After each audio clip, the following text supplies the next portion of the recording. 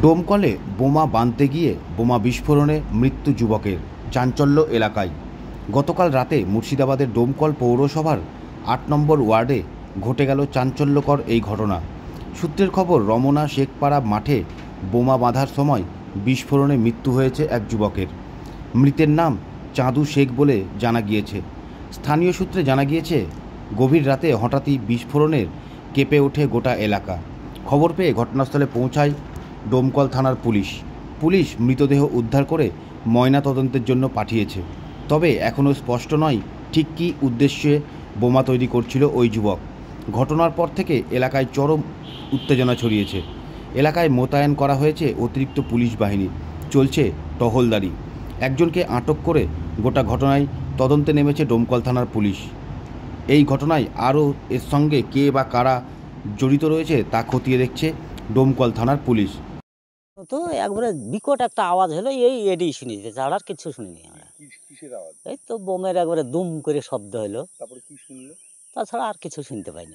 বোমের থামটাম হয়েছে এরকম? না, এরকম শুনতে পাইনি। আজকে শুনেছেন? হ্যাঁ, আজকে যা শুনু তাই। আজকে কি শুনলেন? আজকে বলতে তো বোমে খাম হয়েছে তাই। আর ওইটা হাসপাতালে ইয়াতে থানায় দেখে আনো লাশ, মারা গেছে তাই লাশ। কজন? একজনই। ওকে বোম বাঁধতো এর আগে? না, ওই শব্দ আর কোনো পাওয়া যায়নি। তাহলে কি করে হলো? কেউ কি বোম মেরেছে? তাও বলতে পারবো না। ধরেন ওকে যে ব্যক্তি আমরা দেখি, দেখলেন ওর লাশ দেখে আনো তাই। কজনের? একজনের নাম কি? ওর নাম চান্দু। লাশ দেখলেন? আপনার বাড়ি এখানে? আমাদের বাড়ি ওই পাড়াতে। কি হয়েছে স্যার আমি বলতে পারবো না। আমি টোটো চালাই। আমি যখন গোধনপাড়ার হাতে প্যাসেঞ্জার নিয়ে যেয়ে ওখানে ছিলাম, এইখান থেকে আমাকে একজন ফোন করলো। ফোন করার পরে বলছে যে এরকম চান্দু খাম হয়ে গেছে। এবার আমি কি খাম হয়েছে না হয়েছে আমি জানি না। আমি সঙ্গে সঙ্গে নার্সিংহোমে, আমার একটা ভাইয়ের নার্সিংহোম আছে, নার্সিংহোমে ফোন করলাম।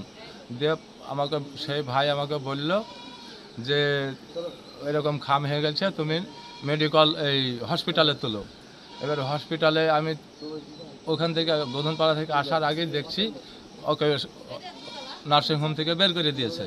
বের করে দেওয়ার পরে দেখছি গাড়ি ভাড়া করা বহরমপুর মেডিকেলে নিয়ে যাব। এবার গাড়ি মাড়ি এসে দেখতে আর গাড়ি আমি ম্যানেজ করতে পারলাম না। এলাকায় কোনো কি গন্ডগোল আছে? না, আমাদের সঙ্গে কারোর গন্ডগোল নাই। এখন চান্দুটা কে? চান্দু আমার ছেলে। দিয়ে মাঠে পড়েছিল নাকি?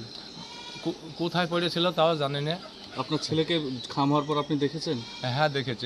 আমার ছেলে আমাকে তো নিয়ে যেতে হবে, আমি হসপিটাল থেকে নিয়ে গেছি এই এসডিওর মোড় থেকে।